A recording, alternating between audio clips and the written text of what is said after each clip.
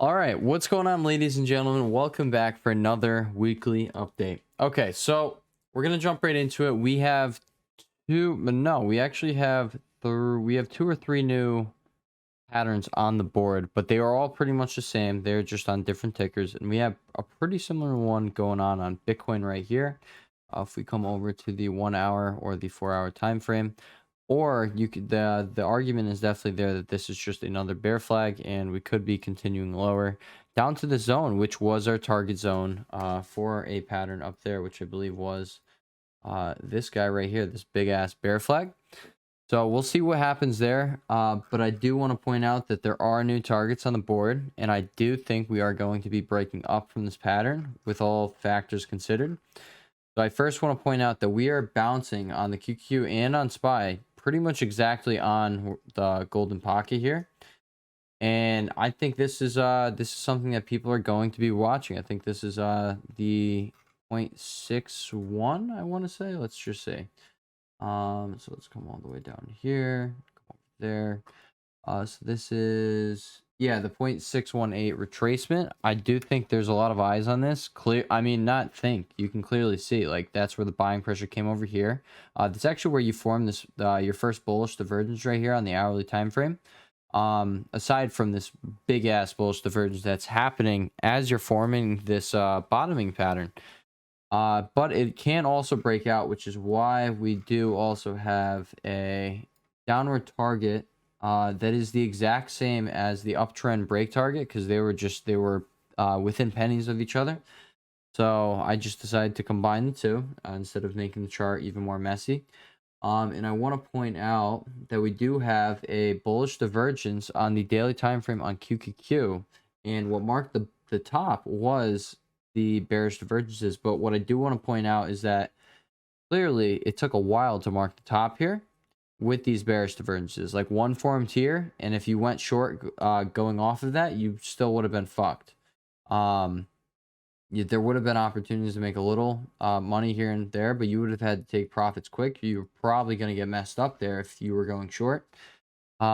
Which actually, this was a very frustrating thing for me, because I was in VIX calls, and here on the channel, if anybody was following the trades, yeah, we were also in VIX calls. Luckily, we identified this rising wedge here, and I ended up going right when this bearish divergence finished up right here. It literally finished at the day of the peak, which was right here. That's when you started turning down in your daily CCI here on SPY. That's when I started entering my position, and then I ended up going heavy on the breakout. And as you see, I mean, we already hit target number one. Let's just zoom out just so you guys can see everything on the board. But where we are right now, this was a $35 move. Like, anybody who caught that move with, let's just see how long from our breakout to our target, which we do also have this down here. We have the target right here, which is $50. Like, that is buy 2 months and expect a $50 move. Like, that's honestly, that should have been a move. That should be what we do next time here on the channel. But I do want to point out that we do now have this formation with bullish divergence forming on the QQQ, as well as the SPY. I guess we could say the CCI double bottom here while you just kept going down. And it's funny how this pattern just started forming when this bullish divergence formed. And I'm just going to point that out for you guys just so we can clearly see what I'm talking about here. But yeah, look, you went down start to finish just about 10 bucks, 11, 12 bucks right there. But you pretty much double bottomed here on the CCI, and then you started forming this bottoming pattern. Now, we obviously have bearish targets on the board, but I mean, with all factors considered, with that 0.618% retracement being right here on the QQ and SPY, and the bullish divergence and this pattern forming, like, this is something I missed on Friday, but hey, I'm putting it in here, and we're ready. I'm ready to trade it. Either way, I'm ready to trade the down breakout or the up breakout. It is whatever. But at the same time, like, you guys know my conditions for taking trades. Like, I will not be taking a trade while, like, I won't go short while we are over here. It's just, I don't see the reason to. Honestly, all I'm focused on is just like in the next like 1 to 2 years, I want to become a millionaire, and I think that would be a relatively I could it's a relatively easy task as long as I just keep up what I'm doing and don't take these risky trades. I'll just take the glorious setups, and when I see something that really checks all my boxes, I'll just go very heavy in it. And yeah, I'll load the boat. But on anything that doesn't check all the boxes, I mean, I'll take trades, but I won't load the boat or anything. And it's just proper risk management. And it's not like you don't want to be just going too heavy in each trade. I mean, there's really no reason to think about it. Like once you're at a certain point, 5 grand is 5 grand. And I mean, if you're catching this move right here, let's just say you played SPY contracts, all right, right here. All right, you played this move and you literally just played it to the golden pocket here. Let's say that's where you took profits. You got a $35 move, so times that by 100, it's $3,500 contained inside this move. Let's say like let's just come over to Webull real quick and see how much money that is if we were to like play safe contracts in the money. I imagine they'd be like $600 or $700 if you just to buy like a month out. Yeah, in the money puts. All right, so it's like $1,000 right there, but you would have gotten a 200% gain right there, a 250% gain in the span of 2 weeks right there. That's really valid. And if you're playing with 5 grand, you just made what would that be? You just made onto like your end capital here is you end up with yeah, $3,500. All right, but you made a 250% gain, so 5 grand turns into be 15 is a 15k 17.5k.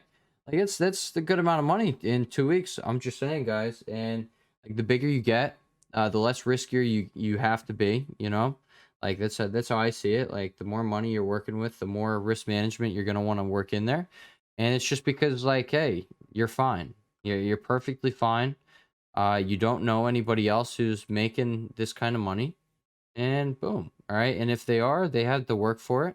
They are working for it currently. They had to go to college for it or something, which, I mean, I'm going to be honest, I don't think the reward is there for college at this point. In my personal opinion, like, well, at least like if you're going to do what I'm doing, which is just going all in on the market, like just building up this skill set, if you're looking from that lens, then yeah, college is pointless. But I'm going to be honest, like, no, I mean, if I didn't discover the market or didn't have this insane drive to pretty much only get money, and I just figured out there are only really like it's real estate, you start a business, or you could trade the stock market. There's 3 ways to wealth, and like working for it. I mean, in my mind, that's just really not like that's not for me. If you want to be wealthy by the age of 30, then yeah, you're not gonna get there if you go work a 9 to 5. It's just not gonna happen. You have to build up that skill set. So, I mean, this makes more sense for me than college, is what I was getting at. But yeah, guys, we got that bullish divergence with this bottoming pattern. All right, with our oscillators obviously being deeply oversold. SPY, your CCI is curling up. In Bitcoin, you have a similar formation here. Okay, so let's come over to we'll go with the 4-hour time frame. And look at this bad boy. So at the same time, so August 29, this started forming, and August 26th, this started forming, but the top of this started forming like right around August 29th. And yeah. Yeah, guys, I mean, I'm just saying there's a pretty good case for it to go up. I don't think we have any negative news. I think, well, we're going to have CPI coming out in probably a week or so. I got to look at the economic calendar. I'm not going to do that in today's video. We could do it tomorrow. I don't think there's anything major coming out on, or not tomorrow, on Tuesday. I don't think there's anything major coming out on Tuesday. Or we will make a video tomorrow and we'll talk about the economic calendar. I don't know. Okay, probably not, but I mean, maybe we'll see. But yeah, at the same time that these were forming that, VIX was forming this, and on the 4-hour time frame, you do have this clear as day bearish divergence right here. At the same time, when that finished, you started forming this little flag formation, and boom, it broke to the downside. And yeah, you came back up, but you did get rejected. I say it makes sense that you would come back down. I'm just saying, you have the bearish divergence. We marked the top of over here with the 4-hour bearish divergence. Yeah, look, you double topped here, but you clear as day made a lower low on the CCI, and you also right here you had another smaller bearish divergence on the CCI. But yeah, this is like, to me, this is the equivalent of that.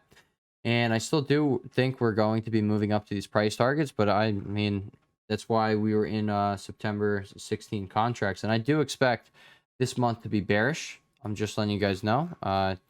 And I mean, this is the weekly analysis, so I'm just going to get everything I would, just pretty much everything we can get on the board about the charts. It's going to be said in these weekly videos. So, which they tend to be longer than normal ones, but it does look like this one's going to be a hell of a lot shorter than my normal daily updates. So that is a pretty cool thing. I like the pace I'm going at right now. And yeah, and I got to sneak some golden tidbits in there without taking up too much of your time, because, you know, I try and respect your time. I normally just, it takes a while for me to get my point across, and I do it by accident. I don't even realize, but yeah. But yeah, guys, I do think we're going to be rising, but keep in mind, we do have all these price targets on the board. Like, you have your, if you do, and keep in mind, we can break down from this formation, and I did the bottom price target from a breakout from right here, exactly here where I finished that. And then the upward one is, I did it just about right here, and the upward target is 409.